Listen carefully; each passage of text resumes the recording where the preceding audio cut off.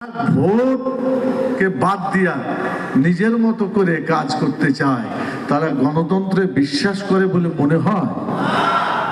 আমরা বলবো বর্তমান সরকারকে যারা আছেন আমরা ধন্যবাদ জানাই যে একই সাথে আমরা লড়াই করেছি অতীতে এবং একই সাথে অনেক দূর পার হয়ে এসেছি। এখন এত দূর আসার পরে যদি পিছটান দিয়ে অন্যদিকে চলে যায় তাহলে জনগণের জন্য এটা খুবই কষ্ট হবে বলে আমাদের কাছে মনে হচ্ছে। তো জনগণের কষ্ট থেকে বাঁচার জন্য, দেশটাকে ভালো করার জন্য আমাদের সকলের সুবুদ্ধি হওয়া উচিত এবং সকল পর্যায়ের কাঠামোগুলোকে জনগণের ভোটে নির্বাচিত প্রতিনিধির মাধ্যমে শাসন করতে হবে।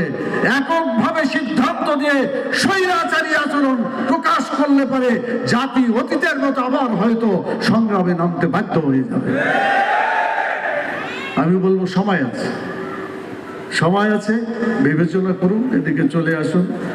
দেশটা তো খুব ভালো চলছে বলে মনে হচ্ছে না। সম্প্রতি নরসিংদীতে 15 বছরের একজন কিশোরীকে, হাতির ঝিলে 6 বছরের শিশুকে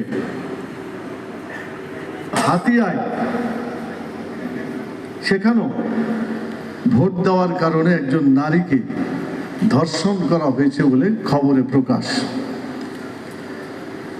এই ধর্ষণটা একটা জাতির জন্য ধ্বংসের আলামত।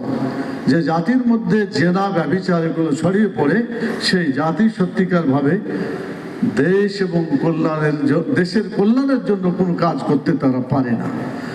তো আলামত ভালো না। এই আলামত থেকে দেশকে যদি ফিরিয়ে আনতে হয়, আমি বলবো সরকারি দল, বিরোধী দল সবাই